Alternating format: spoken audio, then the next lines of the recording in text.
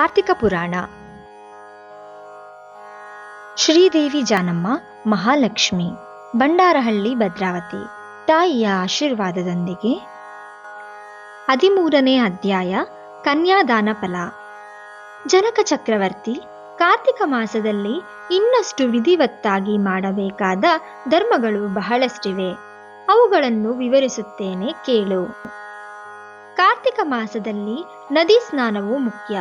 ಅದಕ್ಕಿಂತಲೂ ಒಬ್ಬ ಬಡ ಬ್ರಾಹ್ಮಣನ ಮಗನಿಗೆ ಉಪನಯನ ಮಾಡುವುದು ಅಷ್ಟೇ ಮುಖ್ಯ. ಒಂದು ವೇಳೆ ಉಪನಯನಕ್ಕೆ ಬೇಕಾಗುವ ಖರ್ಚು ಪೂರ್ತಿ ಹೊರಲು ಸಾಧ್ಯವಾಗದಿದ್ದಾಗ ಮಂತ್ರಾಕ್ಷತೆ, ದಕ್ಷಿಣೆ, ತಾಂಬೂಲಾದಿ ಸಂಭಾವನೆಗಳಿಂದ ತೃಪ್ತಿಪಡಿಸಿದರೂ ಫಲ ಉಂಟಾಗುತ್ತದೆ. ಅದಕ್ಕಿಂತ ಮುಖ್ಯವಾದದ್ದು ಕನ್ಯಾದಾನ. ಕಾರ್ತಿಕ ಮಾಸದಲ್ಲಿ ಭಕ್ತಿ ಶ್ರದ್ಧೆಗಳಿಂದ ಕನ್ಯಾದಾನ ಮಾಡಿದರೆ ತಾವು ಮುಕ್ತರಾಗುವುದಲ್ಲದೆ ತಮ್ಮ ಪಿತೃದೇವತೆಗಳನ್ನೂ ಕೂಡ ಮುಕ್ತರನ್ನಾಗಿಸುವವನಾಗುತ್ತಾನೆ. ಇದಕ್ಕೊಂದು ಇತಿಹಾಸವಿದೆ. ಸುವೀರ ಚರಿತ್ರೆ. ದ್ವಾಪರ ಯುಗದಲ್ಲಿ ವಂಗ ದೇಶದಲ್ಲಿ ಮಹಾಪರಾಕ್ರಮಿಯೂ ಶೂರನೂ ಆದ ಸುವೀರನೆಂಬ ಒಬ್ಬ ರಾಜನಿದ್ದ. ಆತನಿಗೆ ರೂಪವತಿಯಾದ ಹೆಂಡತಿ ಇದ್ದಳು. ಒಮ್ಮೆ ಸುವೀರನು ಶತ್ರುರಾಜರಿಂದ ಸೋಲಿಸಲ್ಪಟ್ಟು ಮಡದಿಯೊಂದಿಗೆ ಅರಣ್ಯಕ್ಕೆ ನಿರ್ಗತಿಕನಾಗಿ ಹೋಗಿ ನರ್ಮದಾ ನದಿ ತೀರದಲ್ಲೊಂದು ಪರ್ಣಶಾಲೆ ನಿರ್ಮಿಸಿಕೊಂಡು ಕಾಲ ಕಳೆಯುತ್ತಿದ್ದ. ಕೆಲವು ದಿನಗಳ ನಂತರ ಆತನ ಹೆಂಡತಿ ಒಬ್ಬ ಹೆಣ್ಣು ಮಗುವಿಗೆ ಜನ್ಮವಿತ್ತಳು. ಆ ಮಗುವನ್ನು ಮುದ್ದಿನಿಂದ ಬೆಳೆಸುತ್ತಿದ್ದರು. ಆಕೆ ನೋಟಗರ ಕಣ್ಮನಗಳನ್ನು ಸೆಳೆಯುತ್ತಿದ್ದಳು. ಸೊಗಸಾದ ಮಾತುಗಳಿಂದ ತುಂಬಾ ಆಕರ್ಷಕಳಾಗಿದ್ದಳು. ದಿನಗಳು ಉರುಳಿದಂತೆಲ್ಲ ಬಾಲಿಕೆ ಪರಿಪೂರ್ಣ ಯುವತಿಯಾದಳು. ಒಂದು ದಿನ ಒಬ್ಬ ಮುನಿಪುತ್ರನು ಆ ಬಾಲಿಕೆಯನ್ನು ನೋಡಿ ಆಕೆಯ ಅಂದಚಂದಗಳಿಗೆ ಪರವಶನಾಗಿ ಆ ಬಾಲಿಕೆಯನ್ನು ತನಗೆ ಕೊಟ್ಟು ವಿವಾಹ ಮಾಡುವಂತೆ ರಾಜನನ್ನು ಕೋರಿದ. ಅದಕ್ಕೆ ಸುವೀರನು, ಎಲೈ ಮುನಿಪುತ್ರನೇ, ಸದ್ಯಕ್ಕೆ ನಾನು ಕಡುಬಡತನದ ಸ್ಥಿತಿಯಲ್ಲಿದ್ದೇನೆ. ಅಷ್ಟದರಿದ್ರಗಳನ್ನು ಅನುಭವಿಸುತ್ತಿದ್ದೇನೆ. ನಮ್ಮ ಕಷ್ಟಗಳು ಪರಿಹಾರವಾಗುವುದಕ್ಕಾಗಿ ನನಗೆ ಸ್ವಲ್ಪ ಧನ ಸಹಾಯ ಮಾಡಿದರೆ ನನ್ನ ಮಗಳನ್ನು ನಿನಗೆ ಕೊಟ್ಟು ವಿವಾಹ ಮಾಡುತ್ತೇನೆ ಎಂದು ಹೇಳಿದನು. ಬಾಲಿಕೆಯ ಮೇಲಿದ್ದ ಪ್ರೀತಿಯಿಂದ ಆ ಮುನಿಕುಮಾರನು ನರ್ಮದಾ ನದಿ ತೀರದಲ್ಲಿ ಕುಬೇರನನ್ನು ಕುರಿತು ಘೋರ ತಪಸ್ಸನ್ನಾಚರಿಸಿ ಕುಬೇರನನ್ನು ಮೆಚ್ಚಿಸಿ ಧನಪಾತ್ರೆಯನ್ನು ಸಂಪಾದಿಸಿದ. ರಾಜ ಸುವೀರನು ಆ ಪಾತ್ರೆಯನ್ನು ಸ್ವೀಕರಿಸಿ ಸಂತಸದಿಂದ ತನ್ನ ಮಗಳನ್ನು ಮುನಿಕುಮಾರನಿಗೆ ಕೊಟ್ಟು ವಿವಾಹ ಮಾಡಿ ನೂತನ ದಂಪತಿಗಳನ್ನು ಕಳುಹಿಸಿಕೊಟ್ಟನು. ಹಾಗೆ ಮುನಿಕುಮಾರನು ಮಡದಿಯನ್ನು ಜೊತೆಯಲ್ಲಿ ಕರೆದುಕೊಂಡು ಹೋಗಿ ತಂದೆ ತಾಯಿಯರಿಗೆ ನಮಸ್ಕರಿಸಿ ಅದುವರೆಗೆ ನಡೆದ ವೃತ್ತಾಂತವನ್ನೆಲ್ಲ ಹೇಳಿ ಪತ್ನಿಯೊಂದಿಗೆ ಜೀವನ ನಡೆಸುತ್ತಿದ್ದ. ಸುವೀರನು ಮುನಿಕುಮಾರನಿತ್ತ ಧನಪಾತ್ರೆಯನ್ನು ತೆಗೆದುಕೊಂಡು ಸ್ವೇಚ್ಛೆಯಾಗಿ ಮಡದಿಯೊಂದಿಗೆ ಸುಖವಾಗಿದ್ದ.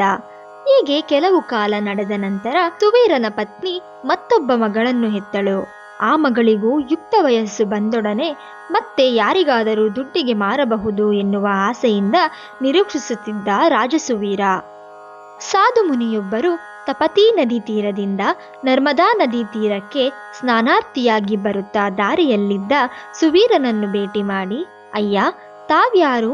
ನಿನ್ನ ಮುಖವರ್ಚಸ್ಸನ್ನು ನೋಡಿದರೆ ರಾಜವಂಶದಲ್ಲಿ ಹುಟ್ಟಿದವನಂತಿರುವೆ.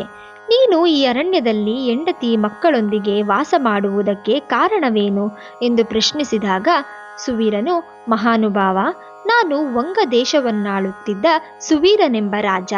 ನನ್ನ ರಾಜ್ಯವನ್ನು ಶತ್ರುಗಳು ಆಕ್ರಮಿಸಿಕೊಂಡಿದ್ದರಿಂದ ಈ ಕಾಡಿನಲ್ಲಿ ವಾಸ ಮಾಡುತ್ತಿದ್ದೇನೆ. ದರಿದ್ರಕ್ಕಿಂತ ಕಷ್ಟ ಬೇರೆ ಯಾವುದೂ ಇಲ್ಲ. ನನಗೆ 2 ಪುತ್ರಿಯರು.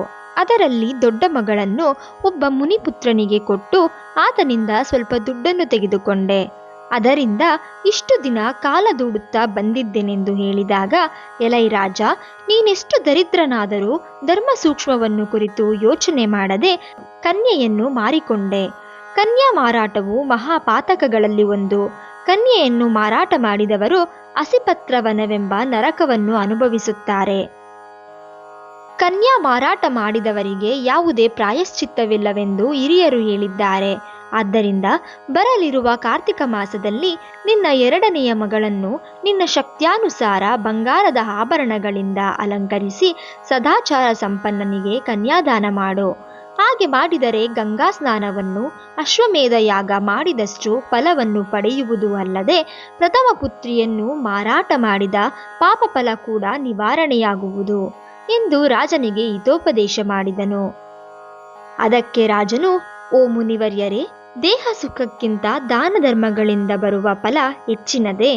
ನಾನು ಬದುಕಿರುವಾಗ ಮಡದಿ ಮಕ್ಕಳ ಜೊತೆಯಲ್ಲಿ ಸಿರಿ ಸಂಪತ್ತುಗಳಿಂದ ಸುಖವಾಗಿರದೆ ಸತ್ತು ಹೋದ ನಂತರ ಬರುವ ಮೋಕ್ಷಕ್ಕಾಗಿ ಪ್ರಸ್ತುತ ಇರುವ ಅವಕಾಶವನ್ನು ಕೈಯಾರೆ ಕಳೆದುಕೋ ಎನ್ನುತ್ತೀರಾ? ಆದ್ದರಿಂದ ನನ್ನ ಎರಡನೇ ಮಗಳನ್ನು ಕೂಡ ನಾನು ಕೇಳಿದಷ್ಟು ದುಡ್ಡನ್ನು ಯಾರು ಕೊಡುತ್ತಾರೋ ಅವರಿಗೆ ಕೊಟ್ಟು ಮದುವೆ ಮಾಡುತ್ತೇನೆ ಹೊರತು ಕನ್ಯಾದಾನವನ್ನು ಮಾತ್ರ ಮಾಡುವುದಿಲ್ಲವೆಂದು ಹೇಳಿದ.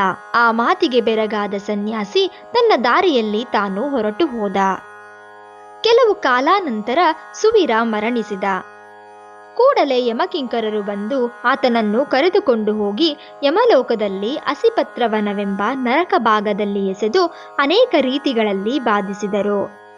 ಸುವೀರನ ಪೂರ್ವಿಕನಾದ ಶ್ರುತಕೀರ್ತಿ ಎಂಬ ರಾಜ ಧರ್ಮಯುಕ್ತವಾಗಿ ಪ್ರಜೆಗಳನ್ನು ಪಾಲಿಸಿ ಧರ್ಮಾತ್ಮನಾಗಿ ಮೃತನಾದ ಬಳಿಕ ಸ್ವರ್ಗದಲ್ಲಿ ಸಕಲ ಸೌಖ್ಯಗಳನ್ನು ಅನುಭವಿಸುತ್ತಿದ್ದ. ಸುವೀರನು ಮಾಡಿದ ಕನ್ಯಾ ಮಾರಾಟದಿಂದ ಆ ಶ್ರುತಕೀರ್ತಿಯನ್ನು ಕೂಡ ಯಮಕಿಂಕರರು ಪಾಶಗಳಿಂದ ಬಂಧಿಸಿ ಸ್ವರ್ಗದಿಂದ ನರಕಕ್ಕೆ ಕರೆತಂದರು. ಆಗ ಶ್ರುತಕೀರ್ತಿ, ನನಗೆ ತಿಳಿದ ಮಟ್ಟಿಗೆ ಅನ್ಯರಿಗೆ ಉಪಕಾರವನ್ನು ಮಾಡಿ ದಾನ ಧರ್ಮಗಳನ್ನು ಯಜ್ಞಯಾಗಾದಿಗಳನ್ನು ಮಾಡಿದ್ದೇನೆ. ಮತ್ತೆ ನನಗೆ ಈ ಗತಿ ಹೇಗಾಯಿತು ಎಂದು ಮನಸ್ಸಿನಲ್ಲೇ ಅಂದುಕೊಂಡು ತುಂಬಿದ ಸಭೆಯಲ್ಲಿ ವಿರಾಜಮಾನನಾಗಿದ್ದ ಯಮಧರ್ಮರಾಯನ ಬಳಿ ಹೋಗಿ ನಮಸ್ಕರಿಸಿ, ಪ್ರಭು, ನೀನು ಸರ್ವಜ್ಞ, ಧರ್ಮಮೂರ್ತಿ, ಜೀವರಾಶಿಗಳನ್ನೆಲ್ಲ ಸಮಾನವಾಗಿ ನೋಡುವಂತವನು. ನಾನು ಯಾವ ಪಾಪವನ್ನೂ ಮಾಡಿಲ್ಲ. ನನ್ನನ್ನು ಸ್ವರ್ಗಲೋಕದಿಂದ ನರಕಕ್ಕೆ ಕರೆತಂದ ಕಾರಣವೇನು? ದಯವಿಟ್ಟು ಹೇಳಿರೆಂದು ಪ್ರಾರ್ಥಿಸಿದನು.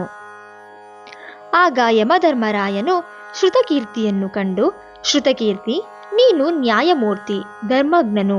ನೀನು ಯಾವುದೇ ದುರಾಚಾರಗಳನ್ನು ಮಾಡಿಲ್ಲ. ಆದರೇನಂತೆ, ನಿನ್ನ ವಂಶದವನಾದ ಸುವೀರನು ತನ್ನ ಜ್ಯೇಷ್ಠ ಪುತ್ರಿಯನ್ನು ಮಾರಿಕೊಂಡ. ಹೆಣ್ಣು ಮಕ್ಕಳನ್ನು ಮಾರಿಕೊಳ್ಳುವವರಿಗೆ ಪೂರ್ವಿಕರು ಅವರೆಷ್ಟೇ ಪುಣ್ಯ ಪುರುಷರಾದರೂ ನರಕ ಅನುಭವಿಸುವುದು ಅಲ್ಲದೆ ನೀಚ ಜನ್ಮವೆತ್ತಬೇಕಾಗಿರುತ್ತದೆ. ನೀನು ಪುಣ್ಯಾತ್ಮನೆಂದು ನಾನು ಬಲ್ಲೆ. ಅದಕ್ಕೆ ನಿನಗೊಂದು ಉಪಾಯವನ್ನು ಹೇಳುತ್ತೇನೆ. ನಿನ್ನ ವಂಶಜನಾದ ಸುವೀರನಿಗೆ ಇನ್ನೊಬ್ಬ ಮಗಳಿದ್ದಾಳೆ. ಆಕೆ ನರ್ಮದಾ ನದಿ ತೀರದಲ್ಲಿ ತನ್ನ ತಾಯಿಯೊಂದಿಗೆ ಬೆಳೆಯುತ್ತಿದ್ದಾಳೆ. ನನ್ನ ಆಶೀರ್ವಾದದಿಂದ ನೀನು ಮಾನವ ಶರೀರವನ್ನು ತಳೆದು ಅಲ್ಲಿಗೆ ಹೋಗಿ ಆ ಕನ್ಯೆಯನ್ನು ವೇದ ಪಂಡಿತನು ಶೀಲವಂತನಾದ ಒಬ್ಬ ವಿಪ್ರನಿಗೆ ಕಾರ್ತಿಕ ಮಾಸದಲ್ಲಿ ಕನ್ಯಾದಾನವನ್ನು ಮಾಡಿಸು. ಹಾಗೆ ಮಾಡಿದಲ್ಲಿ ನೀನು, ನಿನ್ನ ಪೂರ್ವಿಕರು, ಸುವೀರನು, ನಿಮ್ಮ ಪಿತೃಗಣಗಳು ಕೂಡ ಸ್ವರ್ಗಲೋಕಕ್ಕೆ ಹೋಗುತ್ತಾರೆ. ಕಾರ್ತಿಕ ಮಾಸದಲ್ಲಿ ಕನ್ಯಾದಾನ ಮಾಡಿದವನು ಮಹಾಪುಣ್ಯಾತ್ಮನಾಗುತ್ತಾನೆ. ಪುತ್ರಿಕಾ ಸಂತಾನವಿಲ್ಲದವರು ತಮ್ಮ ದ್ರವ್ಯಗಳಿಂದ ಕನ್ಯಾದಾನ ಮಾಡಿದರು, ಇಲ್ಲವೇ ವಿಧಿವತ್ತಾಗಿ ಎತ್ತಿಗೆ ವಿವಾಹ ಮಾಡಿದರೂ ಕನ್ಯಾದಾನದ ಫಲ ಲಭಿಸುತ್ತದೆ. ಆದ್ದರಿಂದ ನೀನು ಕೂಡಲೇ ಭೂಲೋಕಕ್ಕೆ ಹೋಗಿ ನಾನು ಹೇಳಿದಂತೆ ಮಾಡಿದರೆ ಆ ಧರ್ಮ ಕಾರ್ಯದಿಂದ ನಿನ್ನ ಪಿತೃಗಳು ಕೃತಾರ್ಥರಾಗುತ್ತಾರೆ. ಹೋಗಿ ಬಾ ಎಂದು ಕಳುಹಿಸಿದನು. ಶ್ರುತಕೀರ್ತಿ ಯಮನಿಗೆ ನಮಸ್ಕಾರ ಮಾಡಿ ಅಪ್ಪಣೆ ಪಡೆದು ನರ್ಮದಾ ತೀರದಲ್ಲಿ ವಾಸ ಮಾಡುತ್ತಿದ್ದ ಸುವೀರನ ಮಡದಿ ಮಗಳನ್ನು ನೋಡಿ ಸಂತೋಷಪಟ್ಟು ಆಕೆಯ ಹತ್ತಿರ ಎಲ್ಲ ವಿಷಯಗಳನ್ನು ಹೇಳಿ ಕಾರ್ತಿಕ ಮಾಸದಲ್ಲಿ ಸುವೀರನ ಎರಡನೇ ಮಗಳನ್ನು ಕನ್ಯಾದಾನ ಪೂರ್ವಕವಾಗಿ ಚತುರ್ವೇದ ಪಾರಂಗತನಾದ ಒಬ್ಬ ಬ್ರಾಹ್ಮಣ ಯುವಕನಿಗೆ ಕೊಟ್ಟು ವೈಭವದಿಂದ ಮದುವೆ ಮಾಡಿದನು. ಹಾಗೆ ಕನ್ಯಾದಾನ ಮಾಡಿದ್ದರಿಂದ ಸುವೀರ ಕೂಡ ಪಾಪ ವಿಮುಕ್ತನಾಗಿ ಸ್ವರ್ಗಲೋಕದಲ್ಲಿದ್ದ ಪಿತೃದೇವತೆಗಳನ್ನು ಕೂಡಿಕೊಂಡನು ಎಂಬಲ್ಲಿಗೆ ಕಾರ್ತಿಕ ಪುರಾಣದಲ್ಲಿ 13ನೇ ಅಧ್ಯಾಯವು ಮುಕ್ತಾಯವಾಯಿತು.